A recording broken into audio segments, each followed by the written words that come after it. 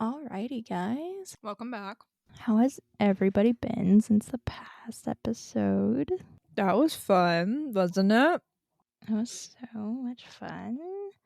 Oh my god. We did go a little off the rails, though, at the end. Not gonna lie, like, it was bad.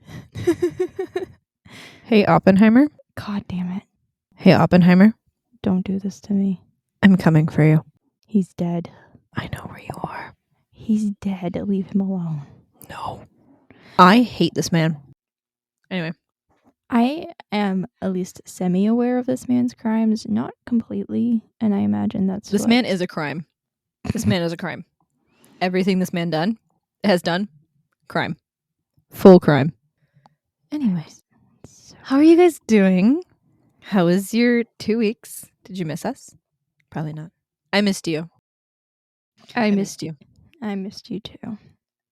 I wasn't talking to you. I wasn't talking to you either. Oh, okay. You know what? Ow. That hurt. I hope you all are doing well. I'm happy that you made it through the last 2 weeks. I'm sorry for the emotional damage. Bells is currently trying to eat my toes. And my laptop cable. As he is wont to do. I honestly... Cable's wet. Ew. I don't know where Pychos is, and I'm kind of sad by it. I don't know that she's in here right now. She might have toddled off somewhere. Probably. I did leave the door open when I went to go get food. I am eating again, by the way. I'm eating yogurt this time. Yes. Again, for those of you who have listened to this far and not realized, we are... I've eaten every single episode a different meal. First episode was orange chicken and rice. Second episode was pesto chicken with cheese, rice, and broccoli. And this episode, I am eating strawberry yogurt with granola and freeze-dried strawberries. I have been snacking here and there. On Oreos? On Oreos and the tears of Mythos. Thank you for that one. Joking. We are awake. We are jazzed. And about halfway through, we will get into a very silly, goofy mood. But I'm eating constantly for my feelings because I cried about 2 hours ago. I am sorry about that still. And I even posted a public apology and everything, and it was denied. Mm-hmm. Yeah, in a very public manner. I don't forgive you. I will never forgive you. You agreed to start this podcast with me, even before we started dating. Okay, listen. That was a long time ago. Okay. Yeah, it was a really long time ago. Yeah, younger Mythos and I, we're gonna talk. I'm gonna close the door while Bells is out. And Mythos has returned from war. Speaking of war, I'm going first this episode. Oh dear God. So we gotta put some banter in the front here. We gotta do a little banter in the front here. Yeah, because funny story, I got my notes done for this episode like a long ass time ago. And just because of the nature of our jobs and how busy we've been, Mythos did not finish their notes until... Hey, what? I didn't agree to be outed. No, here's the thing. I'm outing you because I have more knowledge going in than I did the other two. That's fresher because of the just little tidbits you've shared with me. So it's not that I'm outing you for not getting your notes done. Because they're done and I'm proud of you. You can't out me while I'm in the middle of shoving yogurt in my face. Well, maybe you should shove yogurt in your face faster so you can defend yourself better. Look, I work a lot.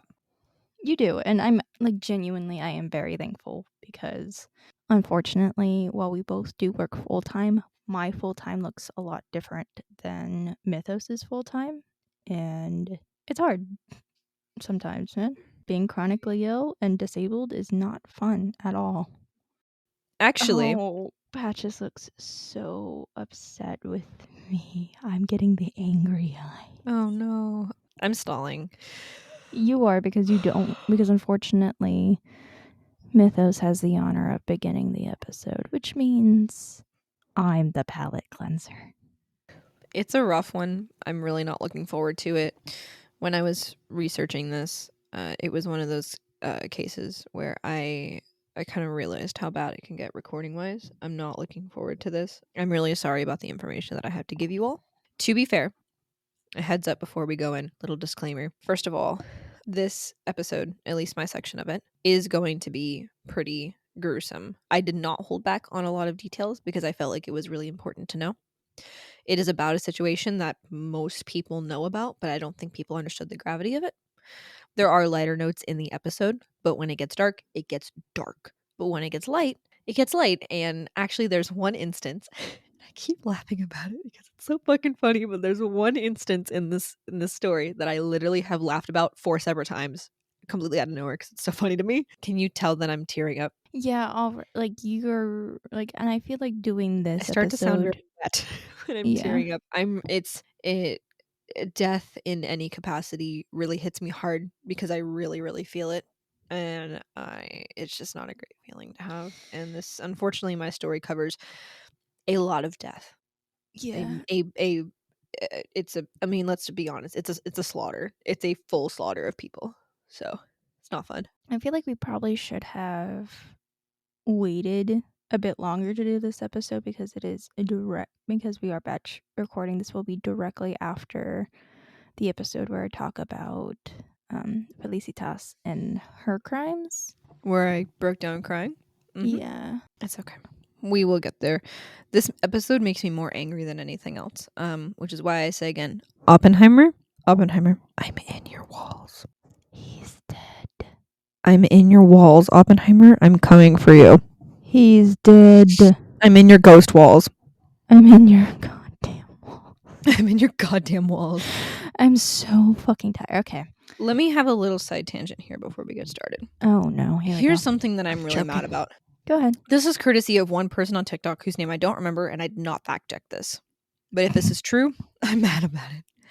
That whole Oppenheimer quote, I am become death. No. I think I got this from a Hank Green video. You trust might him. have. Oh, I am very Trust loud. him. Hold on. I trust him.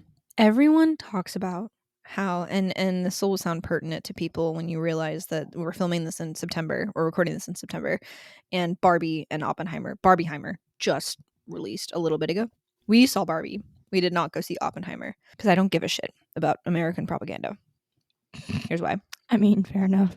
Tell me Oppenheimer wasn't American propaganda. I fucking dare you. I never said it was. Anyway. I still want to watch Film Cooper's video on it, though. Oh my god, Film Cooper's so good. One of our favorite YouTubers. If you want to watch a good boy say dumb things, He's watch such his a stuff. himbo. Like, genuinely, it's. He needs a sensitivity. He needs a MILF. He fully needs a MILF. Or a DILF. He said he's open to either. He needs an ILF. He needs a I'd like to fuck. I feel like people forget that the ILF part of DILF and MILF is I'd like to fuck.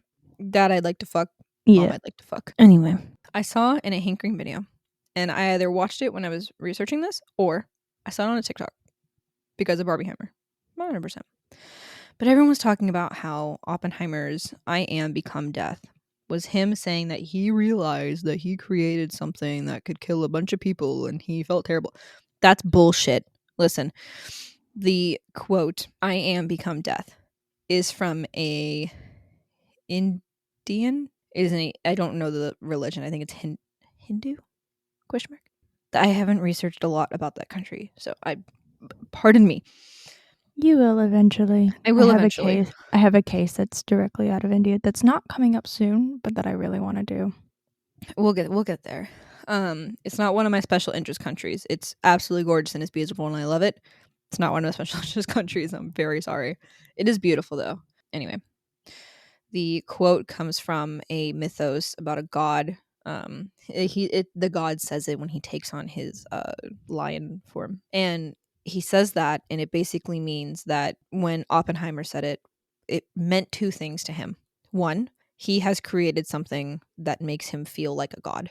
He has basically become God. And two, he has now turned into something that scares his opponents. he has now become the fear for people. It's not that he regretted what his bomb could do, because he was fully aware of what it could do. And actually, no, worse than that, he wasn't fully aware of what his bomb could do.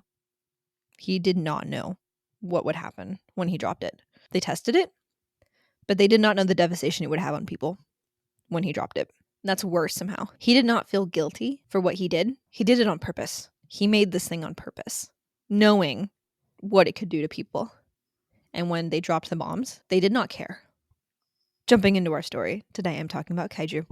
Oh, no. Okay. So, question. Mhm. Because I am right now. Hold on. Can you hear me clearly? Yep. Okay, because I'm like registering very quietly. Because I am the audience stand-in. How do the two relate? Because I've heard I this. got too much yogurt. Did that mean you spilled the yogurt? No, it's just too much for my tummy. Oh my gosh. There's too much yogurt. What do I do? Well, you're the only one who eats it. You can put it back. There's not enough to put it back. Okay, so stick it in the fridge. I don't want to. There's no room.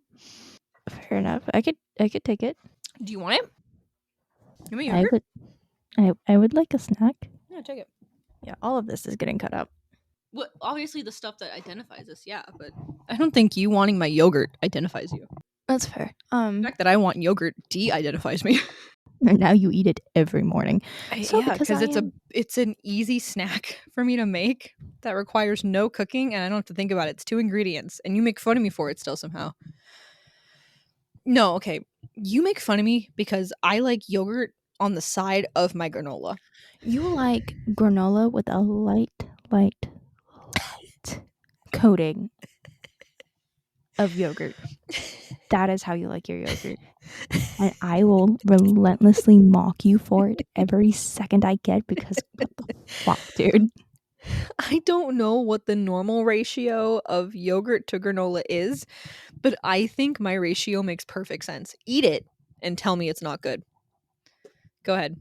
Put a bite in your mouth and tell me that it's not the perfect ratio. It's it's not, but okay. Are you eating it? Yeah. Are you actually? Mhm. Okay. Anyway, because I am the audience stand-in, Uh-huh. how the fuck does Oppenheimer and kaiju relate? I'm so glad you asked. Okay. Are you ready? Hell yeah. I'm gonna like mute myself and unmute myself as I eat. In the late Jomon period, between 2470 and 1250 BC, legend tells of an attack on the southwestern Honshu area of Japan. Eyewitness accounts and art formed from the area depicting the attack describe something straight out of a modern horror movie. A heat that vaporized people instantly, buildings torn down to ashes in a second. There was no time to react, no time to run, no time to hide. Victims near the attack were burned on the outside and their insides were melted instantly. Days after the attack, victims began to suffer from a sickness that formed purple spots on their skin. Any cuts to the skin would result in large amounts of blood loss. Hair began to fall out in large chunks, and parts of the body began to rot away on living people. People of medicine had no idea what the illness was at the time and were unable to heal them. And the fact that it seemed a majority of the people of medicine were killed in the attack, there was not much that could be done anyway. Food and water in the area also appeared to be poisoned, speeding up the process of death for anyone who ate or drank the food. In desperate attempts to survive, people began to consume any black sludge that poured from the sky, only to discover that it was human remains mixed with water. Thank you so much for giving me yogurt right before you read that. But the Because yogurt's pink.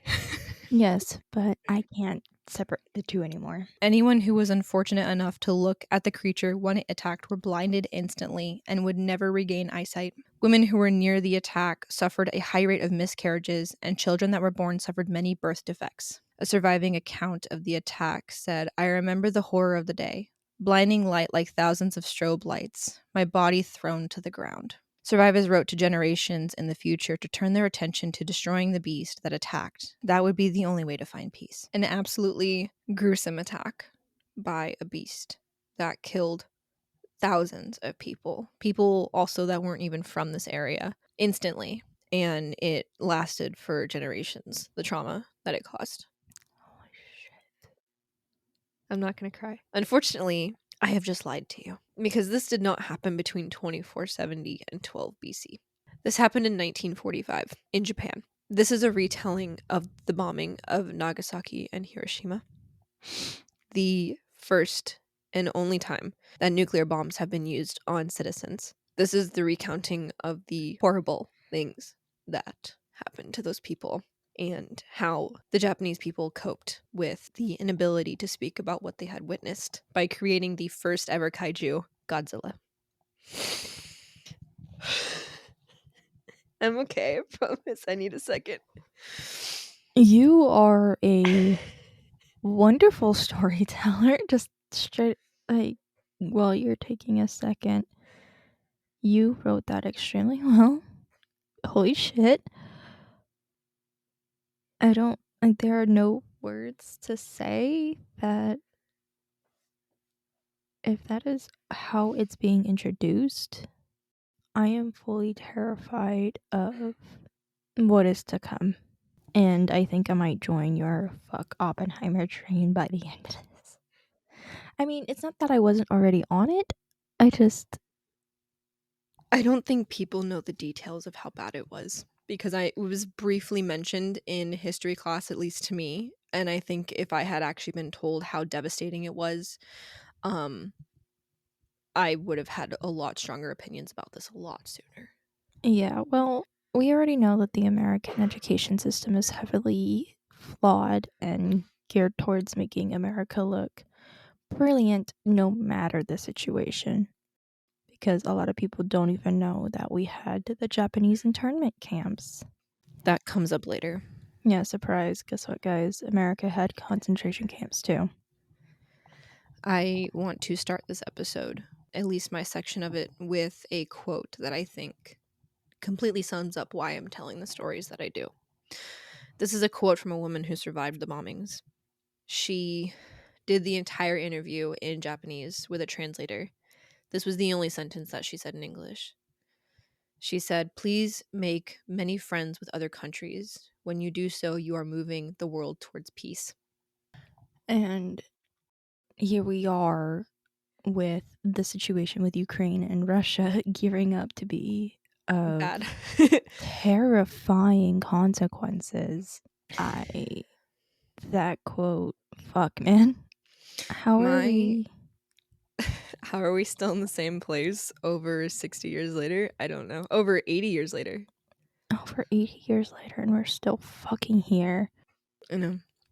I think this quote sums up perfectly why I tell these stories. I think it is absolutely important for us to know more about other cultures and other people and have an idea of what they've been through and the way that they tell stories. I think when we understand each other more, we are more likely to become friends with each other. When we know stories and are vaguely familiar, even just vaguely familiar with other cultures and their stories and their customs and their practices, you realize that they are not that different from your own.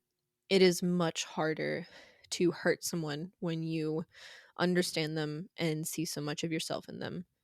And that's why I want to do this. That's why I wanted to start this with Psychos, is I wanted to build a bridge for people to understand other people, and maybe the world won't be a little the world will be a little less foreign and a little less unknown.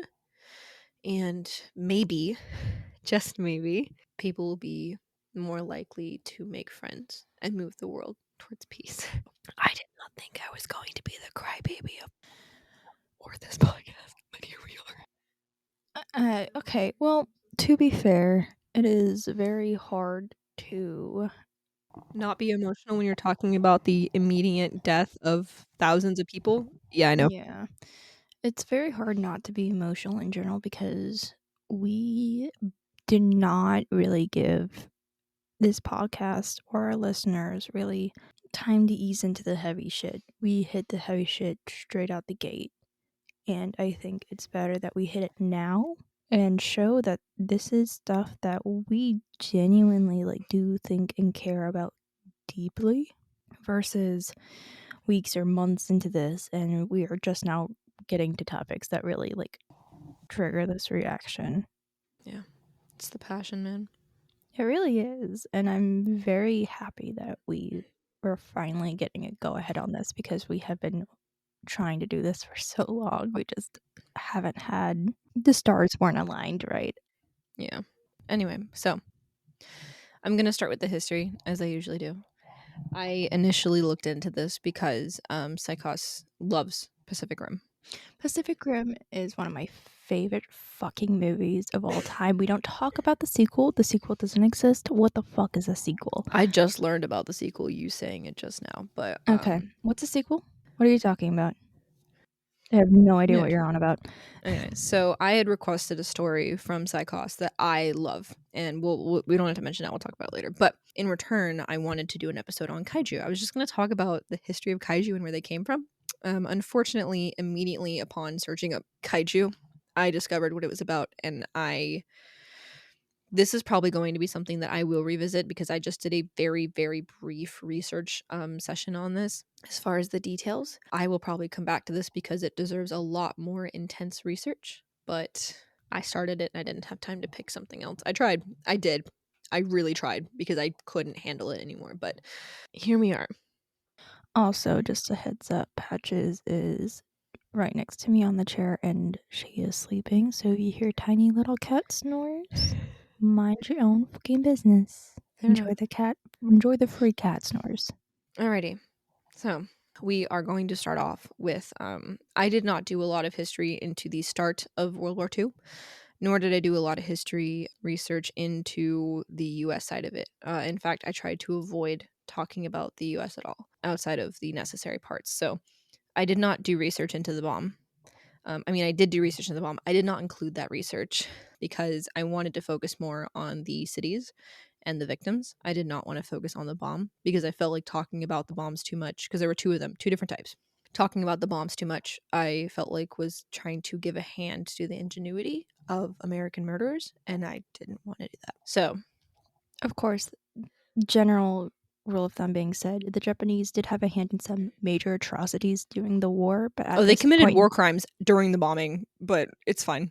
but at this point in time, we are focusing on the victims of this specific story, and it just so happens to be the Japanese people of Nagasaki and Hiroshima. Not just Japanese. There were American prisoners of war and a small Korean and Chinese population there as well that I also wanted to mention too. So Yeah, so we're focusing more on them. I will personally cover some of Japan's war crimes at a later date, but that's just to show that we're not there that are. biased. I'm also sorry that we're doing Japan twice right now, but it's fine. Well, here's the thing: mine doesn't take place in Japan, so Yeah. The theme here is the ocean because in my mind, kaiju came out of the ocean in Pacific Rim, and Godzilla also came out of the ocean. So mysteries from the deep. That's the theme of the episode. That's gonna be a great episode title. Mysteries from the Deep. Part 1. So we are going to start with just some of the attacks on Japan that I could find. So I do not know much about World War II. I memorized World War I history, and also I played Medal of Honor Vanguard. You fight against Nazi Germany. Oh, sick. So that was World War II, actually. I think. Yeah. Yeah. I played Vanguard and Rising Sun. I played Medal of Honor Vanguard and Rising Sun, which took place in World War II, and that's all I know. So there you go. I'm eating my words actively. Anyway, I'm stalling. So we're just going to jump right into it. I do eventually get, obviously, to the bombings of Hiroshima and Nagasaki. But also, Nagasaki takes a wild turn. Just a heads up. I realized that I actually explained this to my manager, but not to you. So I'm sorry. So the manager who... The manager who helped name this, yeah, she knows too much now. Oh, cool. So we're just gonna have to... I'm sorry. I'm going to pay for her therapy bill. Oh, God. So, See, I'm glad you went there because my brain was like, oh no, now we have to dispose of her body. And I was like, wait a minute, we can't say that. We can't do that. That's Anyway. illegal. So, we're going to jump into the bombing of Tokyo because they actually bombed a bunch of fucking places. But this bombing, I feel like, was really important and needed to be talked about as well. So, The Doolittle raid happened in April of 1942 using strategic and urban area bombing starting November 17th, 1944 and ending August 15th of 1945. So I'm assuming it was planned in 1942 and started in 1944. Strategic and urban just being they bombed cities with large amounts of populous areas, and they strategically bombed certain areas that would just fuck over the city. The bombings cut the city's output in half as far as what they were able to make and do, if that gives you any idea of how bad it was. Modern analysts have called the raid a war crime due to the fact that the US specifically bombed civilian infrastructure, houses, apartments, hospitals, shopping areas. They didn't go for any military or government official areas.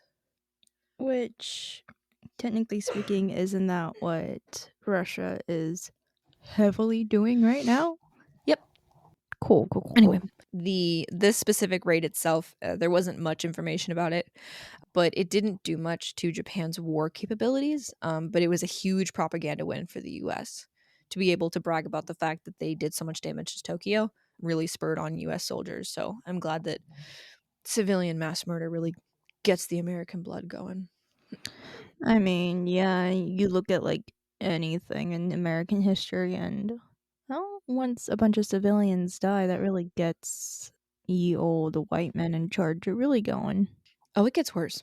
Oh, fun. Operation Meeting House was March 9th to the 10th in 1945, and it was the single most destructive bombing raid in human history. 16 square miles of central Tokyo were completely destroyed. Roughly 100,000 civilians died, and over 1 million were homeless. Holy fuck. 334 B 29s dropped 279 bombs onto Tokyo. Within the first 2 hours of the raid, 226 of the aircrafts had released all of the bombs they carried onto the city to overwhelm the fire defenses. Because cities at the time, this is a really bad side tangent. Have you seen Nightmare Before Christmas? How is this related? Have you seen Nightmare Before Christmas? Obviously, I'm Do you queer. remember the fucking thing that shot him out of the sky? Oh shit, yeah. Those were airstrike defense guns from World War II. God. Jack Skellington flew over the US in World War II. That's not the hot take I expected out of this. I'm not 100% certain that's correct, but given some of the stuff that was going on in the like the households, the way they looked, shitty. I'm assuming this was World War II era. So anyway, I mean, yay. No, but we gotta confirm that. if you've seen that, if you've seen Nightmare Before Christmas and you've seen the gun that shot Jack out of the sky, that's basically what they had. But they were designed to shoot missiles and bombs out of the sky, and also planes out of the sky. They basically dropped so many bombs that the guns couldn't keep up. They cut a massive X pattern through Tokyo's working class district. Fuck.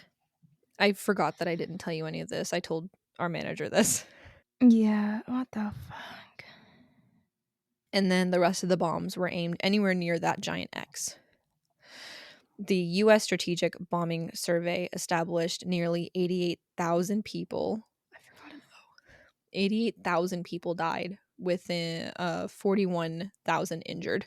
However, the Tokyo Fire Department established 97,000 people were killed and 125,000 were wounded.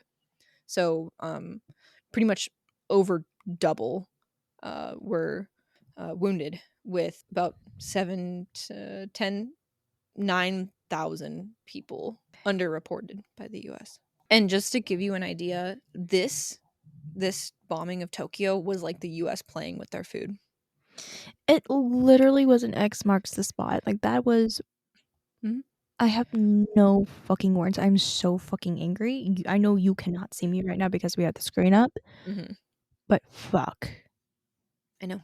On to Hiroshima or Hiroshima. Hiroshima got most of the damage compared to Nagasaki, but Nagasaki was actually, I think, a more strategic bombing. So we'll get there. Anyway, so a little bit about Hiroshima. Hiroshima was originally a small fishing village. Its city flower is oleander. which I don't know what that looks like, but I'm sure it's great. And the tree is the camphor or camphor laurel. What is oleander?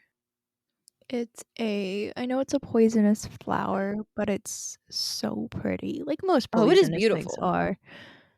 It's very pretty. The capital of Hiroshima, it's the I don't know if it's the prefecture or the district, but the city Hiroshima is also the name of the area that it's in. It was founded in 1589, so it was the city was verified as a city in at that time. Or no, Mhm. sorry, I lied. It was founded in 1589 as a castle town on the Ota River Delta.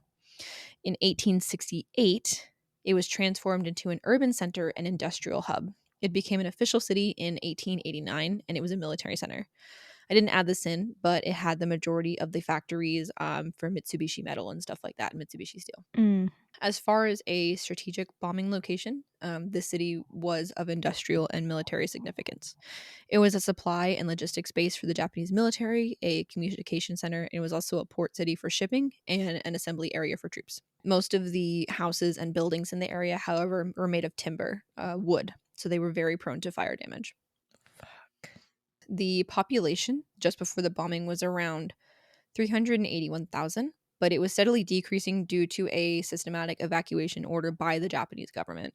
At the time of the attack, the population was down to around 340 to 350,000. So not a lot lower than I wish it was, but it was cleared out. This is the part that broke my heart, returning to, how Japanese were treated during World War II. Mhm. Residents of Hiroshima were unsure why their city hadn't been air raided yet, and it was assumed that either the city would be turned into the headquarters for the US occupation after the war, or their relatives in Hawaii and California had petitioned the US government to avoid Hiroshima, which probably means that they had no idea what was happening to Japanese people. No, they wouldn't have. Nobody, cuz here's the thing. I didn't know, like, I was in AP US history in high school, Uh-huh. and the internment camps were literally one sentence in a column about World War II. It was not touched on at all, and very few people actually know about it, that, like, even in America itself, that I'm not surprised that they didn't realize that what was happening to their relatives, because nobody fucking talked about it. Nobody fucking knew about it. And I could be very wrong about this because my knowledge on this is very limited. I do believe those actually continued after the war for a good little bit. Mm-hmm. So I'm not surprised. Yeah, I'm actually looking into the camps because I've never looked into it. So I'm just going to read the very first part of the wiki page just so everyone has a rough idea. During World War II, the United States forcibly relocated and incarcerated at least 125,284 people of Japanese descent in 75 identified incarceration sites. Most lived on the Pacific coast in concentration camps in the western interior of the country. Approximately 2/3 of the inmates were U.S. citizens. These actions were initiated by President Franklin D. Roosevelt via Executive Order 9066 following the Imperial Japan's attack on Pearl Harbor. Of the 127,000 Japanese Americans who were living in the continental U.S. at the time of the attack, 112,000 resided on the West Coast. A good bit of them were second and third generation Japanese people. Japanese Americans were placed in concentration camps based on local population concentrations and regional politics. More than 112,000 Japanese Americans who were living on the West Coast were incarcerated in camps, which were located on its interior. In Hawaii, which was under martial law, where more than 150,000 Japanese Americans comprised over 1/3 of the territory's population, only 1,200 to 1,800 were incarcerated. California defined anyone with 1/16 or more Japanese lineage as a person who should be incarcerated. Colonel Carl, I can't say his name. I can't say his last name. I literally can't pronounce it. Went as far as to say that anyone with one drop of Japanese blood qualified for incarceration. These camps started in February 19th of 1942 and they ended March 12th, 1946. And if you are keeping up with the dates that I mentioned earlier, that means that these camps were still in effect a year after Japan surrendered to the US. know I keep sighing and just saying fuck, but legitimately, what the fuck else is anybody supposed to say to this beyond that? Because there is. I know. I want to rip my own hair out. I want to scream. I want to curse, but at this point, the damage has already been done, and all we can do is work to make it up to Japanese American citizens. Because what the fuck? So the death toll seems pretty low to me. It said that it was less than 2,000 people were murdered in these camps, and only 7 of them were by homicide. But I think that's a load of bullshit. America has no problem with hiding their own atrocities. If they cannot be openly celebrated, they will be openly hidden. Yep. Anyway, August 6th, 1945 at 8:15 a.m., Little Boy, the bomb with uranium-235 was dropped. The B-29, and for anyone who's listening, B means Boeing fucking Airlines. The B-29 that dropped the bomb was named Enola Gay after the pilot's mother and was joined by 2 other crafts. The Great Artiste that carried instrumentation and a craft later named, I shit you not, Necessary Evil, which was the photography aircraft. Okay. The bomb's original target was the Aioi Bridge, but missed by 800 feet and detonated directly over the Shima Surgical Clinic. This bomb was considered ineffective as only 1.7% of the material fissioned. So I don't know what would have happened if more than that. That's what I'm saying. This bombing, by Oppenheimer standards, was considered a failure because it didn't react all the way. The radius of total destruction was 1 mile, and the resulting fires were 1.4 square miles. Survivors recount not knowing what happened at first, walking through the ruins and seeing people begging for help that had been trapped and crushed under rubble. Then the fire swept through, burning alive anyone trapped and causing people to jump into the river for safety, many of whom drowned. Many survivors appeared uninjured only to die hours later from the radiation sickness. This will become a lot harder to process in a few minutes. I'm already having a very hard time processing this. I am so fucking angry. I have no fucking words. And that is when, because usually I can't shut Usually up. you have something to say, so when you're angry beyond words, it hurts. Okay. Over 90% of doctors and 93% of nurses were killed or injured in the bombing. By afternoon, remember this happened at 8 o'clock in the morning? A hospital had been established and a morgue was formed in a library. Survivors of the blast gathered for help, but many died before treatment, leaving behind rings of corpses around the hospitals. People literally died waiting in line. This is the part that really hurt. The Tokyo control operator noticed the Hiroshima station had gone off the air and tried to establish contact for 20 minutes before realizing the telegraph line had stopped working. It took 3 hours for one of the people from the Tokyo control operator station, the Tokyo control station, sent a person down there to fly down there. Took 3 hours for that plane to reach Hiroshima, land, and then contact Tokyo and tell them that the city had been destroyed. Wait for it. They were not informed until 16 hours later by an announcement of the strike by President Truman that the damage came from a new type of bomb. So Which they means had that, no fucking idea what was going on. but also consider, no one had ever dropped anything nuclear before. No one knew what radiation sickness looked like. They literally had no idea what was wrong with them. People died of an illness they did not understand. They felt fine. And because I listened to that 20-hour book on Chernobyl, these people literally melted from the inside out. Their skin turned purple and crusted and fell off. They were vomiting nonstop. They were losing their eyesight and their hearing, their earsight. They were losing their eyesight and their hearing. And this isn't over the people in Chernobyl died over the course of days. But these people died over the course of hours because they basically were standing in Chernobyl when it exploded, is basically what happened here. These people died slowly in excruciating pain with their skin literally peeling off of their bodies. And they didn't even know what nuclear radiation was.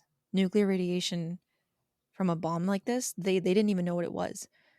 They figured it was a bomb when it fell, but they had no idea what radiation sickness was.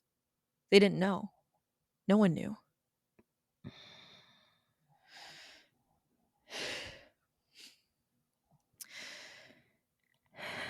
Okay.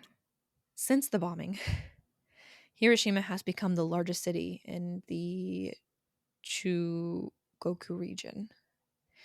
It's still a major city. There is a building that still stands that survived the bombing. Photos of the bombing show women with the pattern of their kimonos printed into their skin in areas where the kimono was tightly fitted around them. Other photos show the city completely leveled. An urban city completely leveled to the ground. There are photos of the bodies completely swollen and putrefied on the side of the road. There's also photos of people waiting in line to get help. Most of those people probably died a few hours later. Nagasaki, which means long cape. We can poke a little fun at this. This is the palate cleanser in the middle because this fucking city has a weird history. I didn't tell you this. I told our manager this. I'm so sorry for the information I'm about to tell you. Okay, pause for a second. Hi, if you're still here and you're still listening and you haven't Take a clicked second. out, Let's take a second to breathe. let's all take a second to breathe. Drink some goddamn water. Fuck, man. Trying really hard not to cry right now. It's not fun. It's not. And neither is what you're talking about. It is going to be very rare that Mythos does these types of things. I didn't want to do this. But also consider that the lady that we heard that quote from in the beginning survived the bombing. There was also a story of a man who was from Hiroshima, was in the bombing, traveled home to Nagasaki, and was there when that city got bombed too. Fucking hell, dude. Which, I mean, he lived, but that's some shitty luck. I mean, somebody was trying to take his ass out. I'm sorry. Somebody was desperately trying to take this fucker ass. Dude. Some god is just like looking at this dude like, you need to go. Okay, that's horrible to say because I'm sure this man was doubly traumatized and didn't know what was going on and probably definitely internalized that shit because we all would. But fuck, I'm so sorry. Shall we keep chugging along? We're halfway through. But the bad stuff ends soon. We get to talk about Godzilla after this. Oh my God. I watched the movie Godzilla for the first time and I only got halfway through, but damn, it's good. Yeah, we go. But knowing what we know that it's based off of, hearing the roar now you know. Fucking, because I played it for you. I had you listen to it. But knowing, I think probably listening to this put it in a different perspective for you. Because I've told you bits and pieces about it, but I hadn't told you the gravity of how bad it got. No, you didn't. And in the background, you can hear Patches licking herself and making her bell jingle. Oh, to be Patches right now. Patches was curled up against my leg for the longest time, and anytime I moved, she would glare up at me.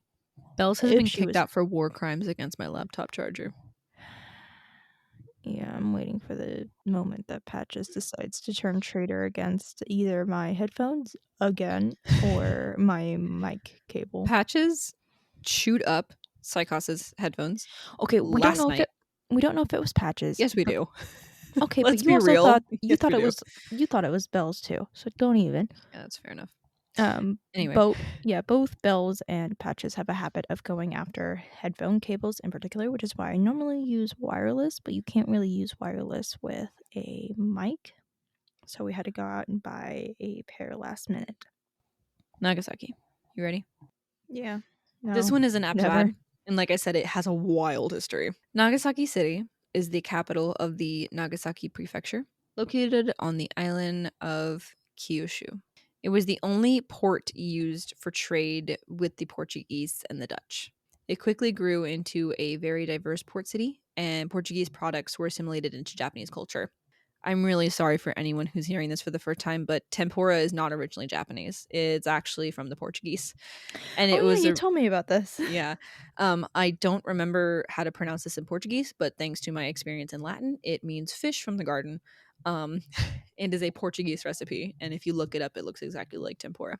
Also, that really dense, like sweetbread, that really thick one that Japanese people make, that's also Portuguese. It's a Portuguese dessert bread.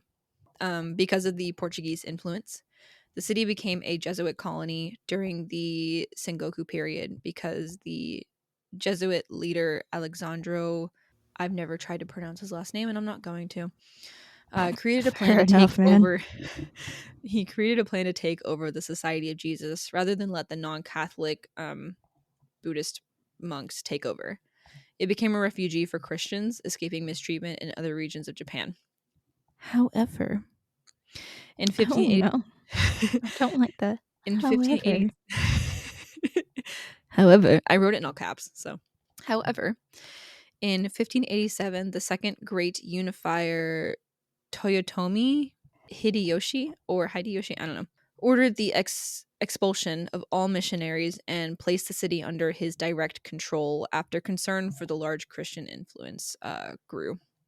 The expulsion wasn't taken too seriously, and the city remained openly Catholic for a very long time. In 1596, the flagship named San Felipe wrecked off the coast of Nagasaki, and it was discovered from the captain of the ship that there was a plan to invade Japan. Hideyoshi ordered the crucifixion of 26 Catholics in Nagasaki. Later in 1614, Catholicism was officially banned, and all missionaries were ordered to leave. Japanese and foreign Christians were executed by public crucifixion and burned at the stake. Unrelated, the Great Fire of Nagasaki destroyed most of the city in 1663. That's all I have on that. the fuck does that mean? That's it. Now we're going to get into the bombing. This is a wild ride. In 1859, Nagasaki became a treaty port, and in 1889 became the center of the Roman Catholicism movement in Japan. It became the center for heavy industry and shipbuilding. During the time of the bombing, oh my god, is this the place that had the Mitsubishi Steel? I might have gotten those mixed up. I think this is the place for the Mitsubishi Steel. I didn't actually put that in my notes, I guessed. Anyway, moving on. During the time of the bombing, it was an important industrial city. 90% of the workforce of the city either worked on the port or in factories that supplied, materials that would enter and leave the port. And it accounted for 90% of the city's industry. This is why it was bombed, unfortunately. The year before the attack, Nagasaki had experienced 5 small-scale air attacks. They were mostly targeted towards shipyards and the docks. This caused the city to become very concerned as they were also hitting medical centers and hospitals. So they evacuated mostly school children from the city. The population of Nagasaki at the time of the bombing was around 263,000, with 12,500 being Korean people, 600 being Chinese workers, and 400 Allied prisoners of war. The primary target of the Bockscar, Bockscar, which was the B-29 that dropped the bomb. It's a stupid fucking plane, by the way. Flown by, I shit you not, Major Charles Sweeney. was Like, yeah, Sweeney. Okay. Was Kakura, but the night before, a steel plant had its workers set fire to a container of coal tar, releasing black smoke to obscure the plane. So that was their primary target for this bomb, which was the Fat Man bomb. but the city was obscured, so they went to their secondary target, which was Nagasaki. They changed course to Nagasaki and arrived there 20 minutes later at 10:50. The city was covered in clouds, and they were also low on fuel, so they really couldn't go anywhere else to drop the bomb, and decided that they couldn't just not drop the bomb. So they switched to radar to be able to drop the bombs. At the very last second, there was a break in the clouds, and it gave them a visual of the city that they needed to confirm they had the right place, and they dropped the bomb. I forgot to mention this: in Hiroshima, it took 44.4 seconds for the bomb to drop. Here, it took 53 seconds for the bomb to explode at 11:02 a.m. 10% of the city population was killed instantly. 35,000 people died, including 2,000 Koreans. I could not find a number for the Chinese population that was killed. The damage to the industrial areas was high, leaving nearly 80% of the industrial production areas destroyed. The Fat Man dropped on Nagasaki was actually more powerful than the little boy that was dropped on Hiroshima, but due to the uneven terrain of the city, it actually did less damage. Thank God. Emergency housing wouldn't be provided until 1946, by the way. And the focus was on rebuilding the industrial areas. Of course It it is, was. yeah. Fucking course it was. Okay. The city is still a major place for Christianity, as temples and churches were both built in the rebuilding of the city, and it remains a port city with a rich shipping industry. They have allowed Christians to be there. There's also a Christian not artifact. There's a Christian. I don't know how to explain it. It's like a building or like a place. It's like a heritage center, but it's for like Christian artifacts. Is there as well, but it's mostly Catholics. Alrighty, so why did they drop the bombs? I just. President motherfucking Truman. I'm coming for you, by the way. I think he's dead. I'm still coming for him. I've never heard President Truman talked about in a good way. Have you? Okay, that I've very rarely never heard of a president talk about it. Yeah, like there are some good and there's some bad for every single president, unless you're Donald J. Trump, and then it's all bad. The only The only good thing he ever did was get arrested. I won't say that Obama was a perfect president because I wasn't old enough at the time to know what Obama did, but that fucking Thanks Obama video that he made about the cookie being too big for the glass was the funniest shit I'd ever seen in my life up to that point in time. I love him for that. That was so fucking funny. Anyway, I remember I'm not here for politics. I'm here for Obama. Yeah, no, I remember non-politics, non-politically. I love Obama. Yeah, I remember being so upset as a kid when he won because he beat out Hillary Clinton, and I was like, "No, we need a woman president." And then I didn't realize that he was the first black president ever. So, like, elementary school psychos had things to learn. Had several things to learn. Okay. But it was worth it. President motherfucking Truman. God damn it. Yep. Was aware that Japan had a weak military, and they were aware of the amount of deaths that would come from the bomb dropping. He wanted to justify the cost of making the bomb and intimidate enemies, current and future, to the U.S. strengths. He also wanted to end the war quickly because he knew he could win against Japan, and it was inevitable. So, congratulations, you ended up starting a fucking arms race that now led to some bullshit. Multiple countries having these overpowered weapons that will inevitably end the fucking world because you wanted to show off your big dick. I'm sorry. Continue. The scientists who dropped the bombs had a rough idea of what would happen when the bombs were dropped, but they were not 100% certain of what the fallout was.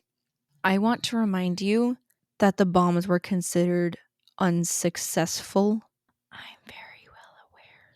Because only 1.7% of it reacted, and they were not 100% certain of what the fallout would be. If 100% of it fucking worked, I just really need people to grasp that. The Fat Man bomb that was dropped on Nagasaki was an implosion type nuclear weapon with a solid plutonium core. BT dubs. roughly 150,000 to 260,000 people died in total from the bombings. To put that into rough perspective, roughly 200,000 people died of COVID in the first 8 months of the pandemic. That many people were killed in a fraction of a second. By the way, that statistic was not pointed out by me specifically. Someone who survived the bomb pointed that out on the anniversary of the bombings during COVID-19 in 2020. By the way.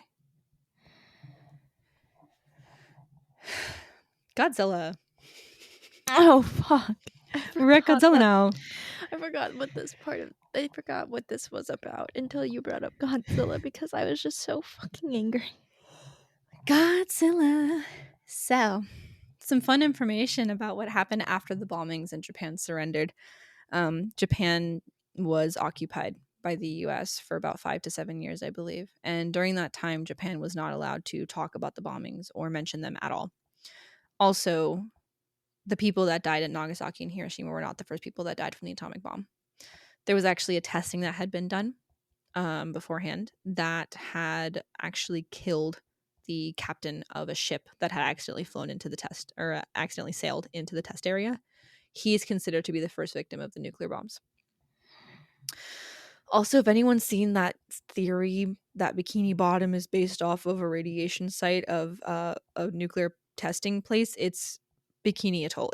That's the nuclear place. It was the Lucky Dragon 5, or the 5th Lucky Dragon was the name of the boat. It was a fishing vessel that just happened to sail into the nuclear area by accident. He died of radiation sickness. He was the only one on his crew who died. It's directly referenced in the movie. Japanese people were not allowed to talk about what happened, nor were they allowed the time to grieve or even try to explain to anyone what happened. So, two of the people that witnessed it and were there, or at least somehow were directly connected to the bombings, made Godzilla, who was the physical embodiment of the nuclear bombs, which is seen in a lot of what he's able to do. They created Godzilla to conceptualize the fear that they had, and knowing what you know now, dear listeners, go back and watch the 1954 Godzilla movie, because the sound that he makes is bone chilling when you know the context. From here, we can have fun. I promise. Yes, I promise. Okay, so Godzilla is the first kaiju movie. This is just about Godzilla in particular. I'll get into the history of kaiju in a second. Godzilla appeared first in the 1945 movie, originally Gojira, Gojira. It's a word that comes from the combination of the word for gorilla and whale in Japan. Gojira is the original name that the people who created Godzilla wanted it to be called when Godzilla was adopted by the US, which is really fucking ironic knowing the context of why he was made. Yeah, his name was changed to Godzilla, but Gojira is the original name. And they specifically wanted one of the actors who played in the American adaptation that came out recently. He wanted to call it Gojira as a reference to what is originally called. So that's fun. You were saying? Of course, America would be like, oh yeah, let's take this fun, funky looking dinosaur dude that has this fun little power called atomic breath that totally isn't representative of what we did to this country and isn't the physical representation of the trauma that we inflicted and will continue to inflict for generations to come. And let's profit off of it. I have a rant about that, by the way. God. Godzilla itself looks like a giant dinosaur. But it stands on its back legs. It has 3 rows of dorsal plates going down its back, and it's generally gray in color. He can be between 500 to 100 meters tall and weighs about 20,000 tons. He spawned from the nuclear waste of nuclear tests rising from the sea to attack Japan. In the original movie, I'm pretty much solely referencing the 1945 movie here. In the movie, he is killed with an oxygen destroyer. It's a weapon that basically destroys all of the oxygen molecules and kills whatever's nearby by basically brutal asphyxiation. It's terrifying. The weapon in the movie is actually morally troubling, just as morally troubling as the atomic bombs that created him. The fishing ship in the very beginning of the movie, if anyone has seen it, that was affected by the radiation and all the blasts that were coming from Godzilla, is a direct reference to the nuclear test in Bikini Atoll that killed the Lucky Dragon 5 captain and the fishing crew. The original Godzilla possessed these abilities. This is where I couldn't stop laughing.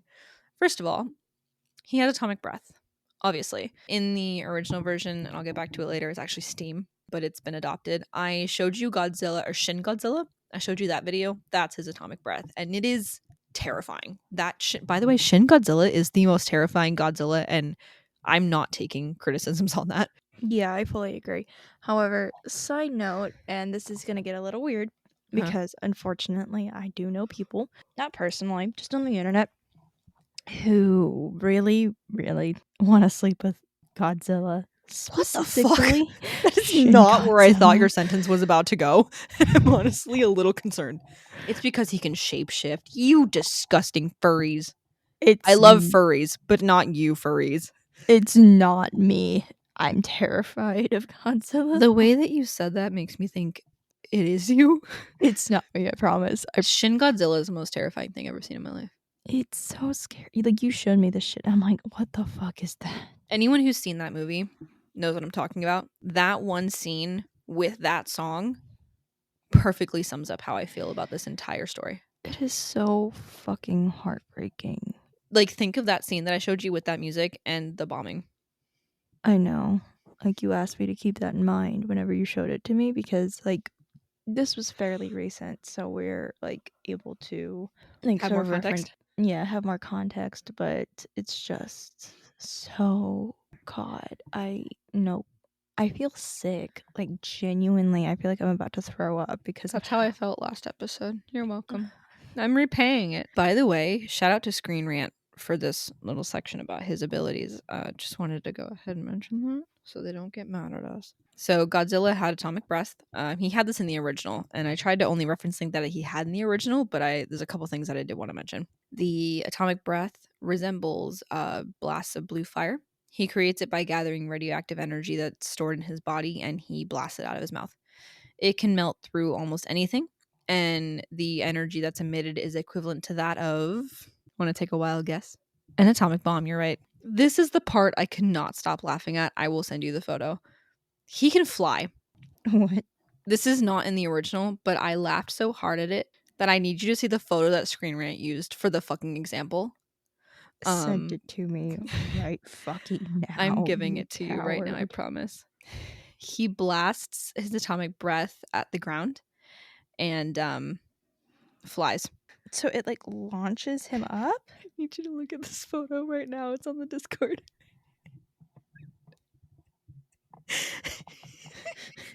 What? Is this what you were laughing at last night? I can't stop laughing at this fucking photo. And I think that's Shin Godzilla too. What is this? This will be posted to the Instagram. God, the funniest thing fucking damn it. He looks like those photos of pro-lifers. Like, I need a photo of that, and it just says No. it just says life starts at conception. We're not fucking doing that. He looks like an embryo. He looks like a shrimp. He does look like Just a shrimp. launched through the air. So much like a shrimp. What the hell? Do you see why that just randomly popped into my head and I couldn't stop laughing last night when we were trying to go to bed? No, This okay, is so the funniest thing I've ever seen. guys, you don't understand it. We were trying so hard to go to sleep last night, and We were having a serious conversation too, and out of nowhere I just burst out laughing. and I'm like wondering if the love of my life has well and truly lost it. And it's just like, I'll tell you tomorrow on the podcast. And I was so concerned. Okay, we're This moving is on. so fucking We're moving dumb. on. It's a great photo. Godzilla. This is going to be my new profile picture everywhere. my favorite photo. God, everybody's about to know exactly who we are because this is about to be my new profile picture. Fucking everywhere. Anyway, Godzilla also has regeneration abilities, so he can self-heal. Nice. He also has atomic rays. This is not original to the first Godzilla, the 1954 movie, but it is what you saw Shin Godzilla do in that video, where he can blast atomic rays out of different parts of his body. Also, Godzilla's the biggest psychic in the world. He's literally psychic. The fuck? He's psychic. Apparently, in later movies, it's used to explain why he knows exactly where to be to protect civilization, which I think is just lazy screenwriting. Also, he is a nuclear reactor on the verge of collapsing at all times if his heart gets hotter than 12,000 degrees. He literally melts down. This does actually happen. Me. This does Fucking actually happen me. at some point. In one of the movies, he does actually have a heart meltdown. His heart melts down and he dies. But he either regenerates into Godzilla Jr. or is just Godzilla Jr. is just born from the ashes, much like a phoenix, but a big scaly lizard phoenix. He also has psychic abilities with his son, Godzilla Jr., whatever the fuck his name is, and that's how he's able to know where his son is at all times. By the way, Godzilla Jr., whatever the baby version is, cutest fucking thing I've ever seen in my life. I know, I love him. So, the word kaiju itself literally translates to strange beast. The original word for this is found in ancient legends from Japan, but there's no depictions of the creatures that were referred to as kaiju. But the idea of massive creatures is common in most Japanese religions.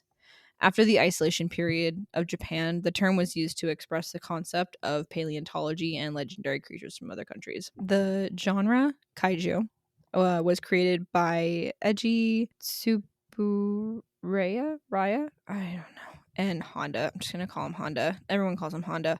Eiji and Honda. The term also refers to the monsters themselves, and it's a subgenre of science fiction. The 1954 Godzilla film is largely considered to be the first kaiju film, and kaiju are typically metaphors for a force of nature that doesn't usually have a physical form. I've seen later on that it can represent forces of nature, stuff like that. There's that, which I think is what it is in Pacific Rim. It's actually the embodiment of humans destroying the environment.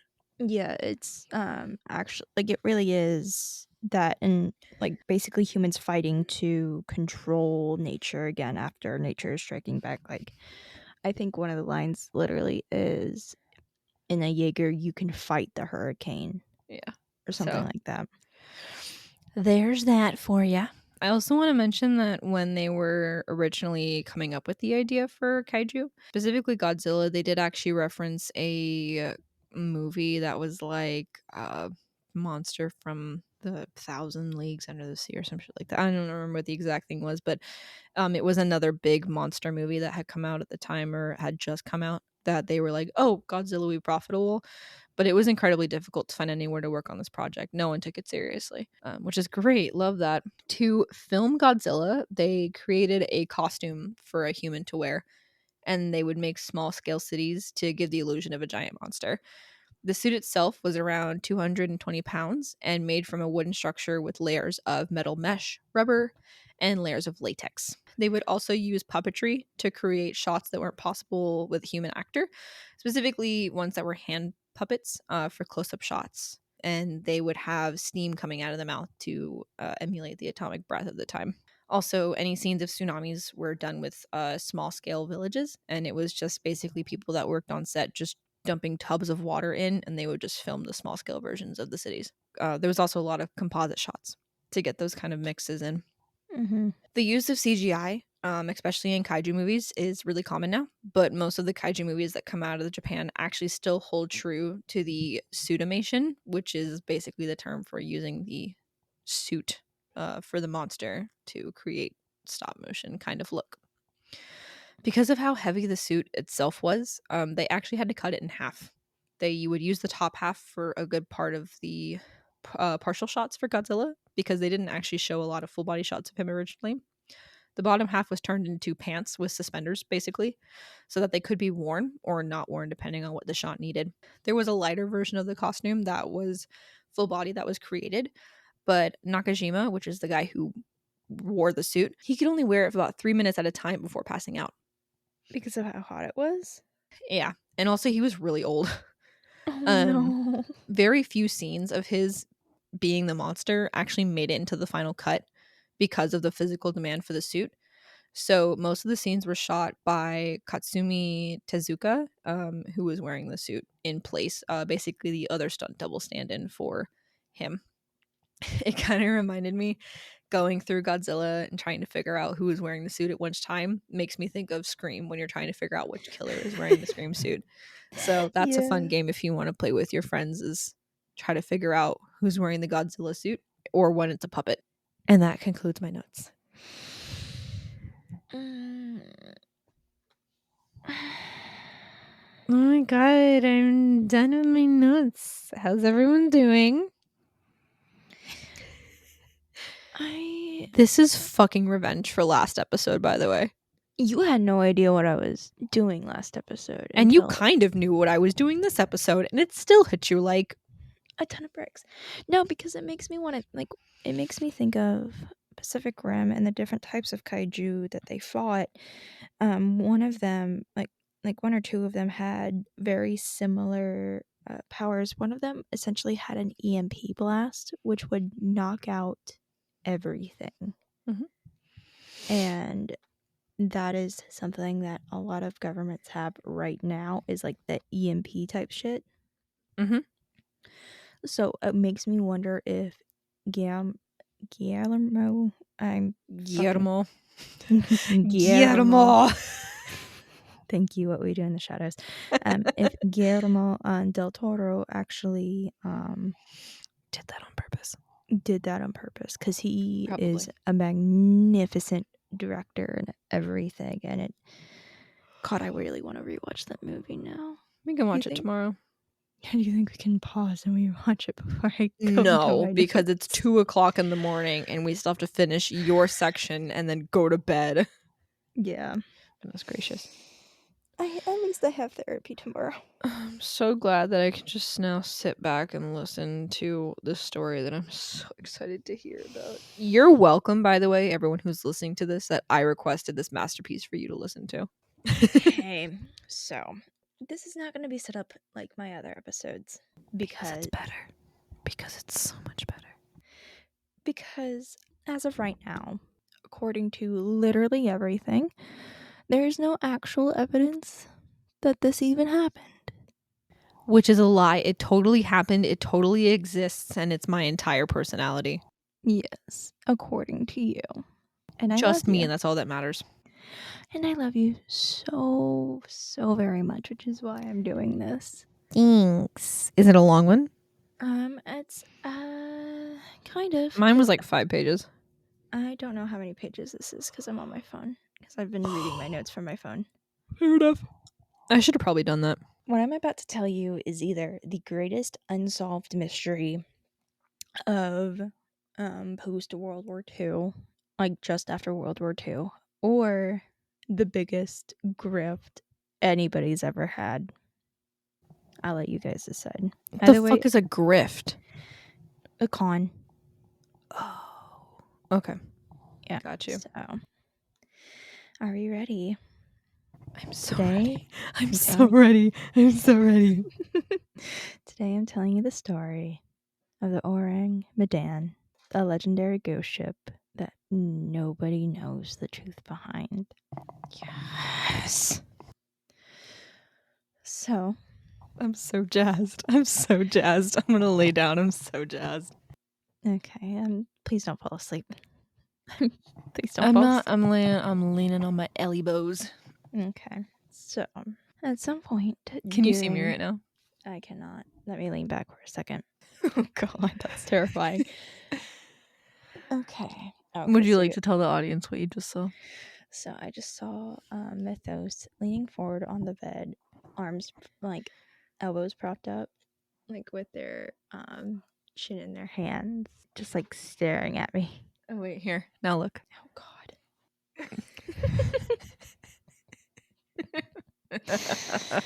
Yeah, it's okay. I'm so excited. So, sometime in the late 40s, in the Straits of Malacca, which is a part of the ocean that connects Indonesia, Malaysia, and Singapore, there was a ship known as the Silver Star. What they heard was a SOS signal. There was, of course, the typical SOS, but then there was a message that came with it. And this was the message: "We float. All officers, including captain, dead. Lying in chart room and on bridge. Probably whole crew dead. I die." And the Silver Star never heard anything from this mystery ship again. Yes. They were able to track it to the Straits and got there fairly quickly, but this was about a 500-mile long shipping route that was very busy and had been in use since the 1700s, so it is a very large area. But the Silver Star was able to not necessarily trace it, but get to the area from which it came very quickly. An officer aboard the Silver Star would later recall that the Silver Star played a relay role of sorts, in that they would pass messages they received from the ship to the different medical stations. The message I read was by no means the only message they received from this ghost ship, but it was the last. Previous messages called for both medical and warship assistance, but neither of these would be available to the crew of the ship. I did not know this. Yes. I'm learning. Once the Silver Star arrived, 16 hours after accepting the role of basically savior to the ship, where they agreed to go check it out, they arrived to see the Ourang Medan dead in the water. Yes. There was no movement, no steam, and no signs of life that could be seen from the Silver Star. Me too. Sorry. I love you, never change. Our search party headed over to the Ourang Medan and found something straight out of a horror movie. Which, side note, this would be a perfect horror movie. It I is. think it would be. At Markiplier? Markiplier already played the game. But he hated it. We all did. Let's be We all real did. here. We'll discuss it later. And the search party would find the crew, all deceased. They were frozen, in a state of rigor mortis almost. But it wasn't rigor mortis, because rigor mortis actually doesn't last very long, and it doesn't result in the fear responses in the body. Everybody on board looked like they had died in the middle of screaming or trying to fight off whatever had killed them. Me. There was a dog on board who had died in the middle of growling at whatever force had killed them all, but there was nothing there that the search party could find. The search party would also only find about between 12 and 20 bodies, whenever they estimated that the Ourang Medan should have had at least 40, though many sources don't actually list a death toll or even an estimate. Not that they had much time to begin with anyway. They couldn't even recover the bodies of the dead before the ship began smoking from the cargo hold, specifically hold number 4. Oh, I'm They learning new things. They had initially intended to tow it back, and in some sources, according to some sources, they had managed to hook it up. But either they had to cut it or they couldn't hook it up before the Ourang Medan exploded and sank, leaving no physical trace of its existence but the haunting memory that would resound throughout the world of maritime storytelling and result in, my opinion, one of the biggest mysteries of the ocean. And the worst video games of all time. Hell yeah. Is that it? Is that everything or is there more? That was the beginning. That was just the beginning? That was just the beginning. That's all I know. And now we are getting into the history. Yes. I'm really jazzed if y'all can't tell. This is my favorite thing. So, flashing back, we're going to start with this. The Ourang Medan translates to Man of Medan. It is a Dutch freighter. Oh. During Dutch occupation of the Indies. So that's why it's Dutch. But with I think, Indonesian name. This takes place, according to some sources, in either 1947 or 1948. And here automatically begins my first kind of red flag. This is after World War II, which is as important as we are now in the beginning of the Cold War, which can ultimately set this up to be a great propaganda piece from the get-go, or was an act that was ultimately brushed under the rug for the purposes of peace. Nuclear weapons are no joke, and with the Ourang Medan sinking and taking with it valuable evidence, it's likely that the Ourang Medan just wasn't worth it. Again, just theories that we will later get into. Now, over the years, as with many stories where evidence is lacking or fully non existent, the Ourang Medan has had several versions, and we will go through some of these. As far as we know, the Ourang Medan actually never existed on paper. There's no shipping records and no credible sources that have come forward with stories of serving on the Ourang Medan. There was an quote unquote official report from a Coast Guard, but that publication was less of a report and more of a tabloid type situation. We'll touch more on that later. There was also an unclassified letter in 2003 that was addressed to the assistant to the director of the CIA from a man named C.H. Mark Jr. This letter was written in December of 1959 and urged the CIA to investigate the Ourang Medan. You're fucking kidding me. I'm sorry, I know it just came really loud out of nowhere, but I did not know that at all. Is that true? That is true. Is that like a verified letter? Like it's true? It's a verified letter. It was unclassified. Shut the fuck up. It was unclassified in 2003. It was declassified in 2003. Holy shit, I'm gonna shit my pants. I'm so excited. We'll touch more on that later. But we've also noticed the inconsistent dates. However, the place has also significantly changed over the course of history as well. I've told the story as a version that took place in the Straits of Malacca. However, there are stories that have placed the Ourang Medan in the Solomon and Marshall Islands. Another inconsistency is the fact that there are between 1 to 2 ships that actually attended the Ourang Medan, the Silver Star and the City of Baltimore. The city of Baltimore? The entire city of Baltimore? No, that's just the name of the ship. Who the fuck names a ship the city of Baltimore? That's like It was- naming a ship the city of Atlanta or the city of New York or the city of Houston. It was an American That's ship. stupid. Anyway, both of these ships existed, but they were named as early as 1952 and 1955, respectively, which is a problem. As we'll find out soon, very few sources ever actually mention the city of Baltimore, with a lot of people feeling as if adding the ship to the story was an afterthought just to give it more credence. I hate this ship. As for the Silver Star, she was actually built in 1942, but actually was named the Santa Cecilia, only going by Silver Star for the year of 1946 before reverting back to Santa Cecilia, which, if you go back, this takes place in either 1947 or 1948. So by this point, the Santa Cecilia would have already reverted back to that. The Silver Star would not have been known as the Silver Star at that point. Got you. The first known mention was by Estelle Hargreaves, who had found that British officers actually make reference to a story quite similar to the Ourang Medan, but it's not quite the same as the most common iteration. For one, it takes place during World War II and involves a British ship coming to check on the Ourang Medan and not the Silver Star. Also, there wasn't a dog involved, so whatever would have done this wasn't exactly a complete monster because no dog. But the ending remained the same. The Ourang Medan exploded and sank, leaving nothing behind but a story.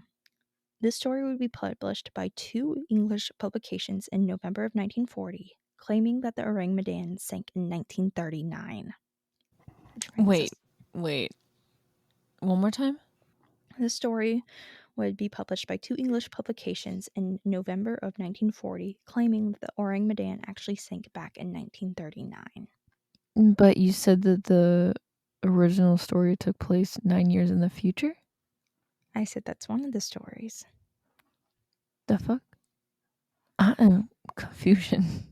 Okay. I'm so confused. I like it. Continue. Theory 1. This is where we start to get into the theories. Are you ready?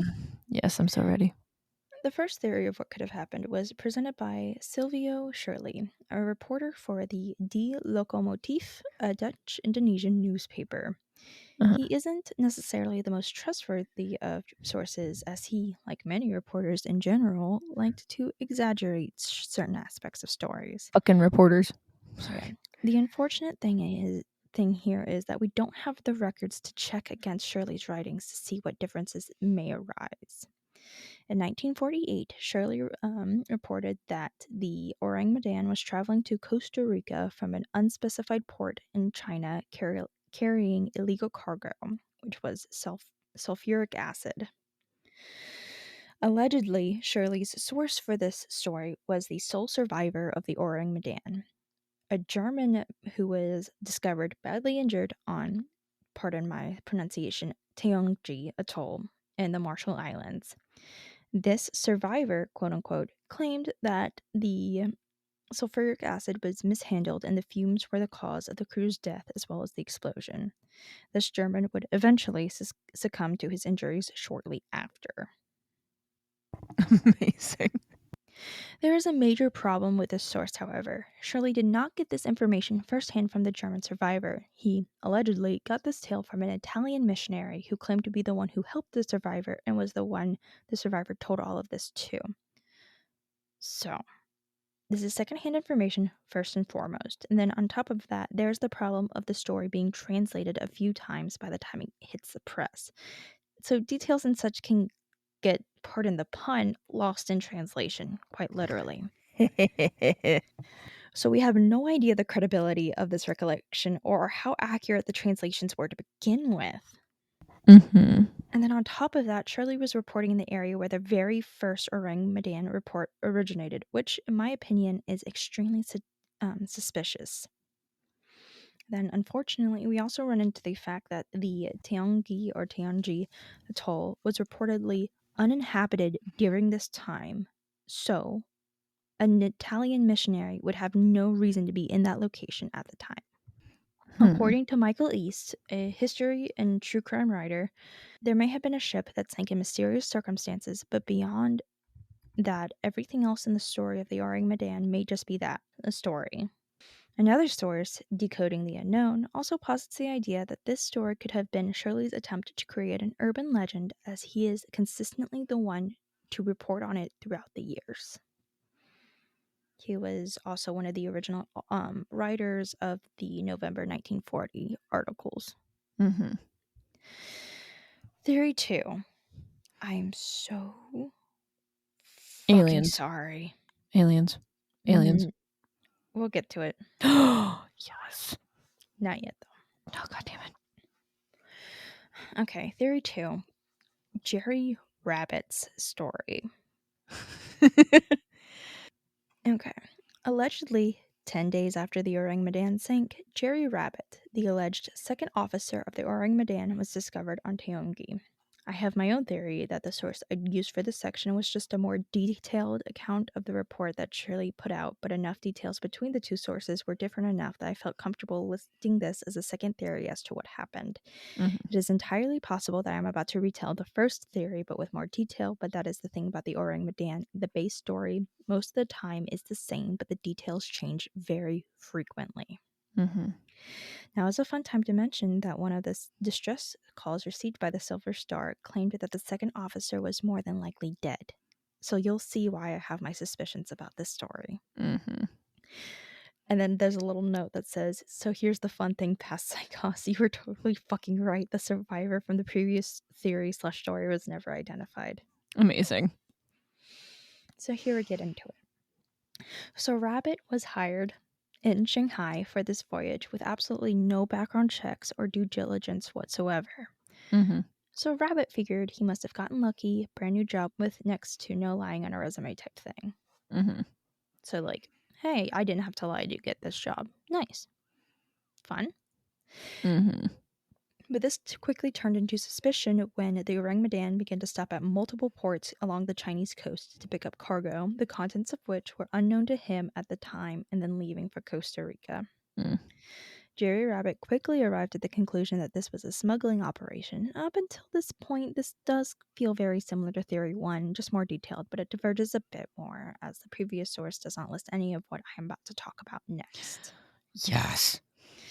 Now, Rabbit overheard some of the crew complaining about cramps and fatigue, which for most people is pretty standard, I would think. You know, like a lot of people feel cramps in various parts of their bodies, and fatigue is very normal for people. Mm-hmm.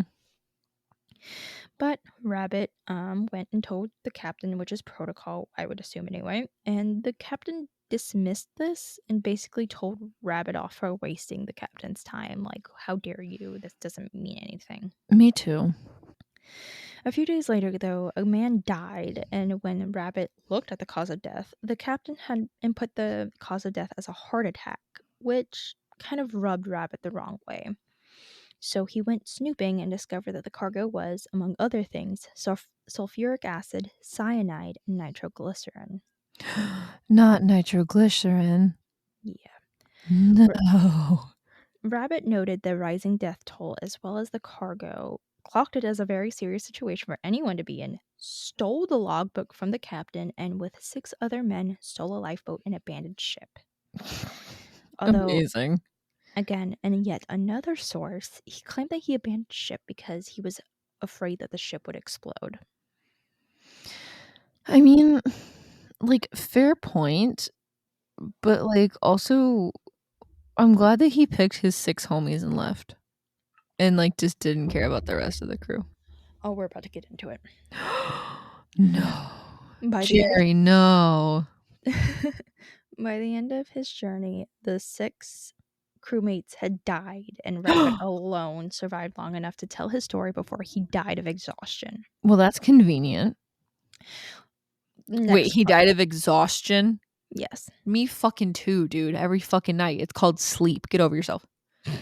Sorry.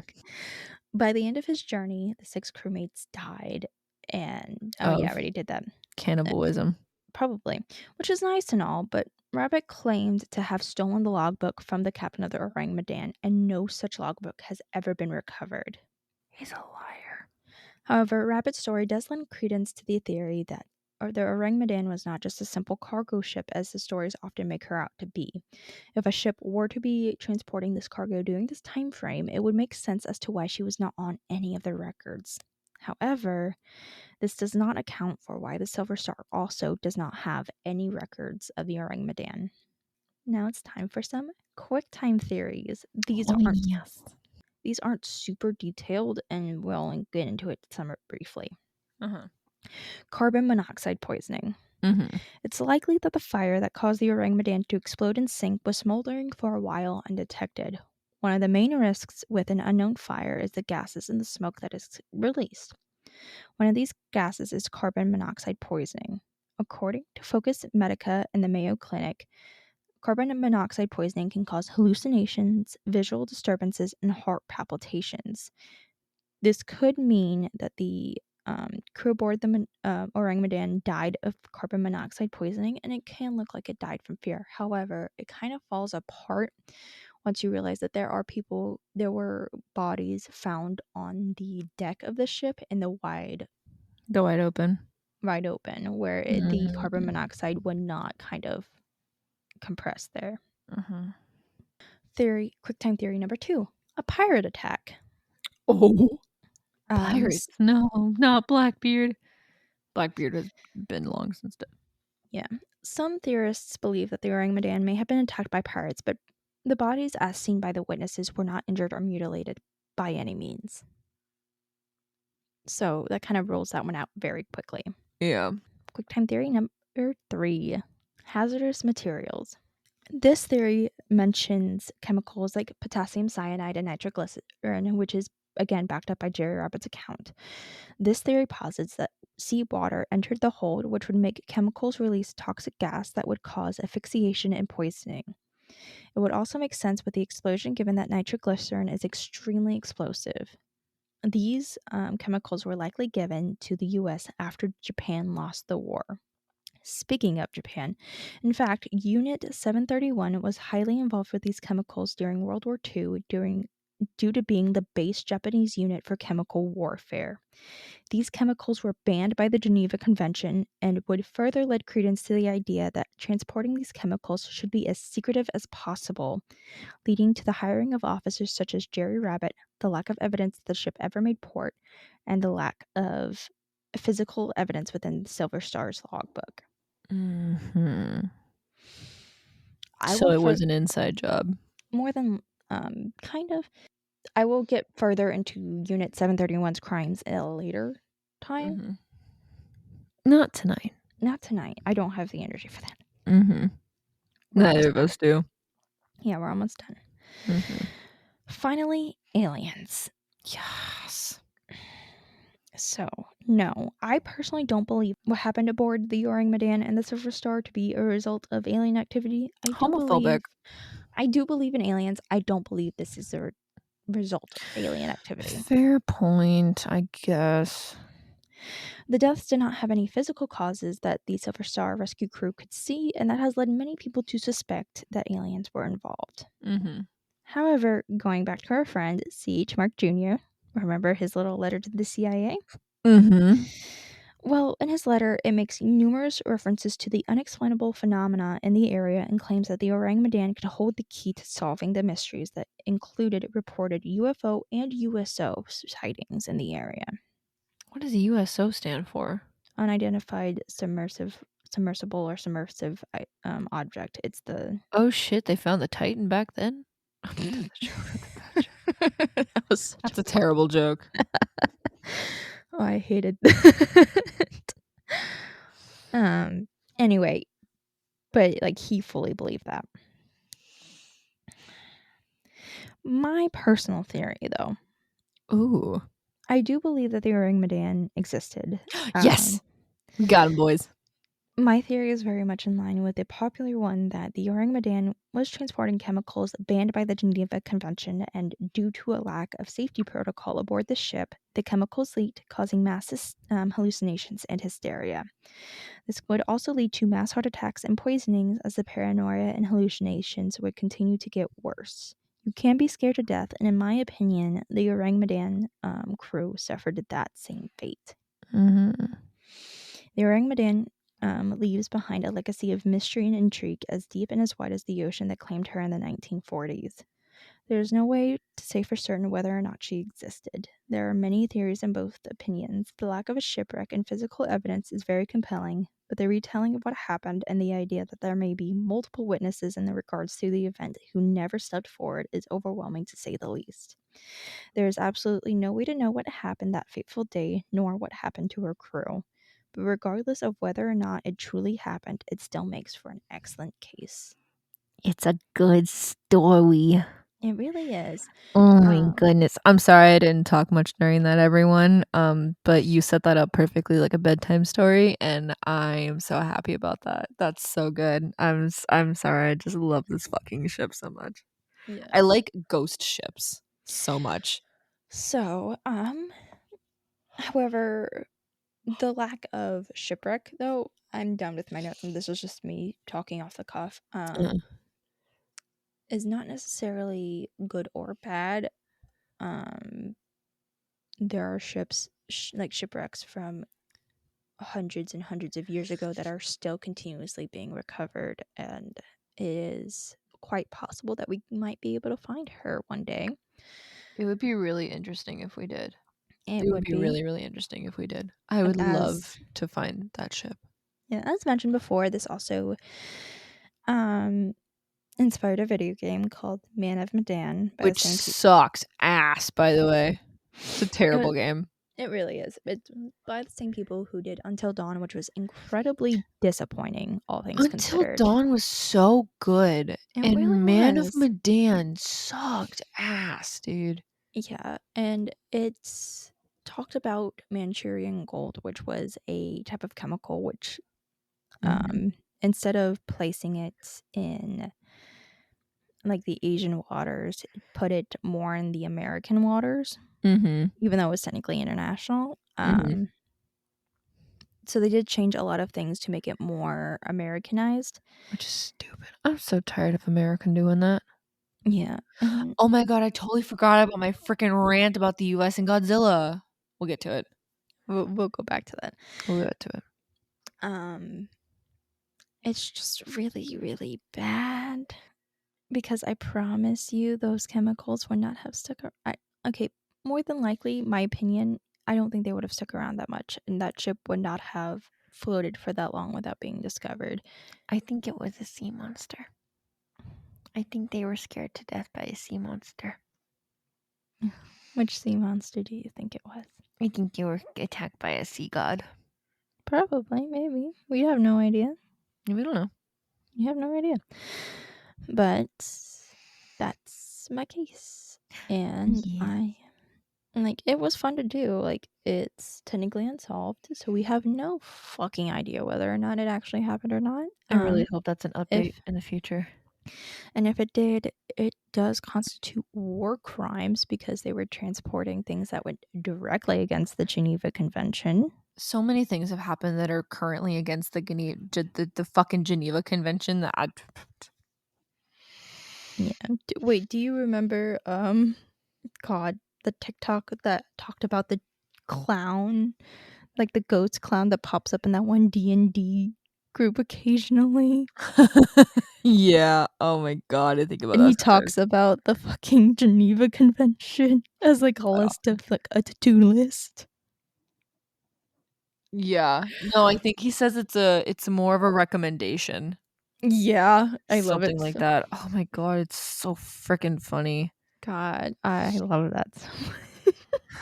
It's so fucking stupid. I love this goddamn clip. Thank you for the ghost ship bedtime story. That's actually perfect to end today. Yeah. Thank you.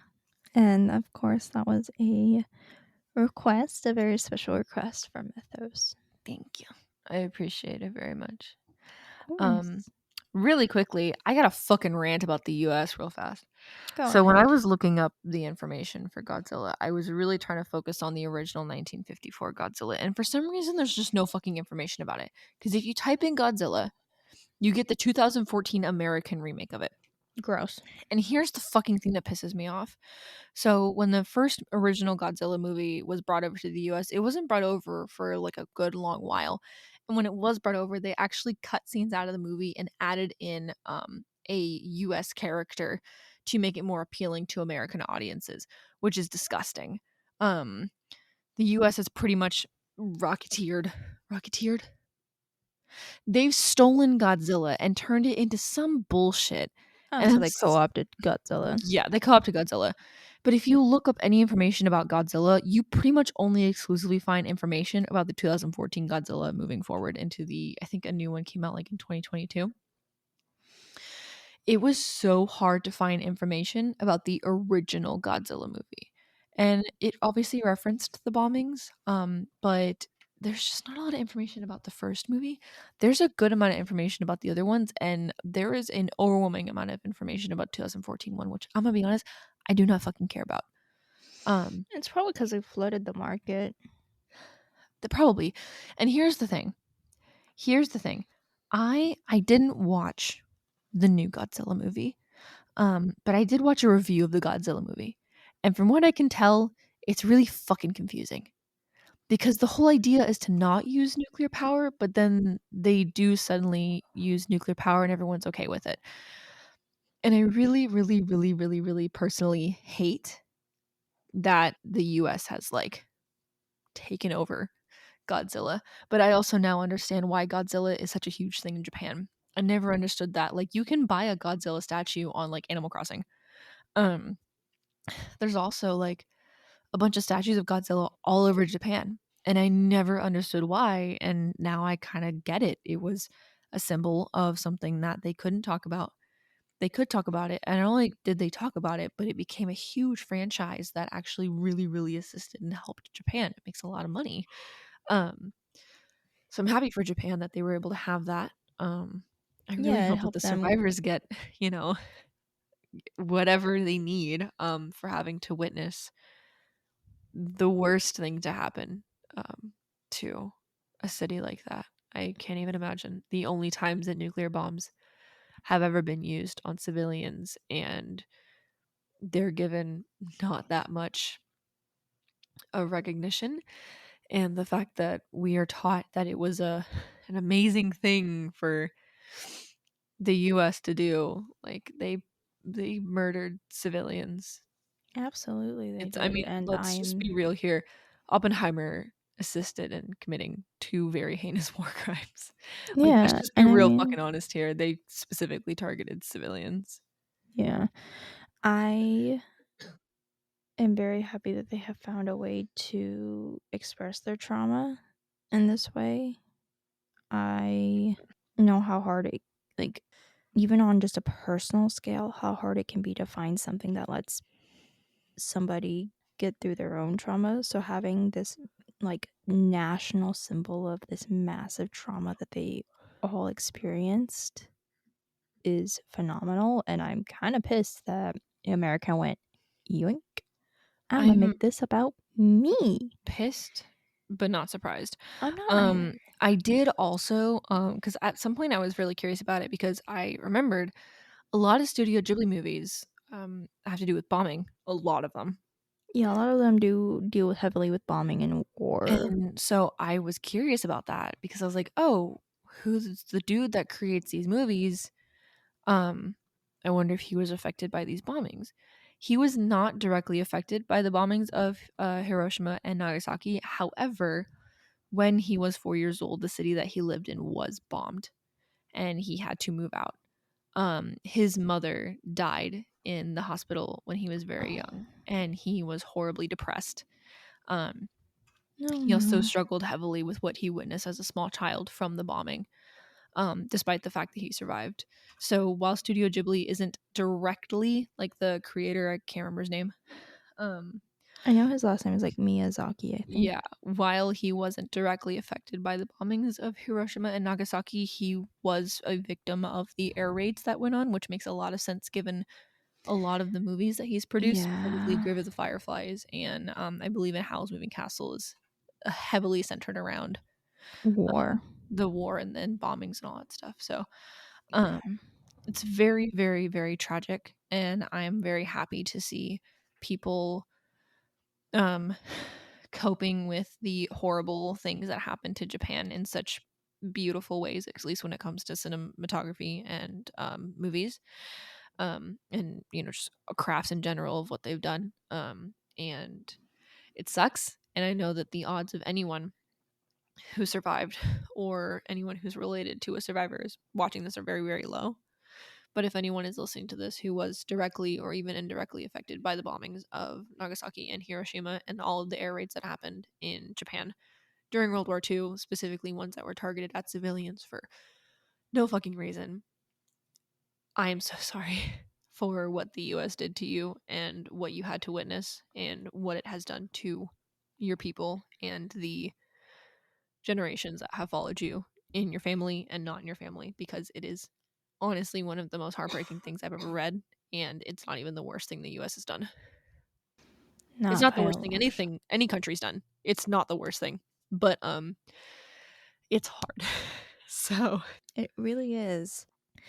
I hope that my presentation of the Ourang Medan lived up to your expectations. you talked about it Mythos. at all, and I am thoroughly impressed. The bar is on the ground. Yeah, so those types of cases will be few and far in between. Mhm. So I will try not to be as heavy, but when talking about true crime anything, it is very difficult to not be because most of it so often does involve some degree of death and dying.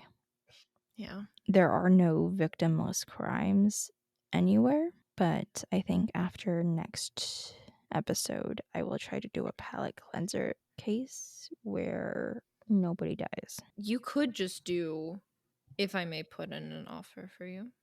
Hmm. If I had the ability to offer you a case that involved some sort of psychosis, but was silly and goofy, would you do it? Because boy, do I have a Roman emperor for you. God damn it. Psychosis doesn't always have to be sad. You can make fun of a Roman emperor who made his horse part of government and waged war on Poseidon and supposedly won. Just saying. I have to look at his crimes against the Roman Emperor or He is a Empire. crime. He is a crime. His He's a existence crime is the against Poseidon. crime. Does it just have to be crime? Because I thought your whole thing was psychosis. It just has to be. No, psychosis is actually very difficult. Psychosis is actually short for psychology in general. Oh, yeah, yeah. That's So it just has also to be psychology related, right? It can be. I bet. I got you, fam. I'll We'll find some good in the bad. Yeah. We'll look And into we'll it. find some bad in the good. And we'll shoot it with a gun. I do need to look at a certain case in Australia that involves a bank robbery and Santa Claus. So, I'm sorry, Santa robbed a bank and didn't tell me? well, let me look into it, because that is something I might want to hang on to for maybe a holiday type episode. Jesus Christ. Anyway, I'll see you next week. Hope you enjoyed it. I didn't. I did not enjoy the first bit. The Thank last you. bit was fun to record No. though. Oh, how the turntables. And then we're going to be right back at it again next time. I'll see you soon. You do the outro, man. Keep learning, stay safe, and good night. Fuck Oppenheimer.